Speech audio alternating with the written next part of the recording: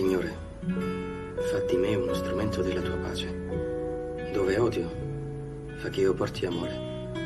Dove è offesa, il perdono. Dove è dubbio, la fede.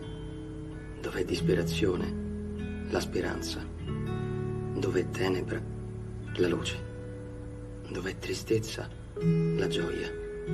Perché è solo dando che si riceve, ed è perdonando che si è perdonati, ed è morendo che si risuscita a vita eterna. Amen.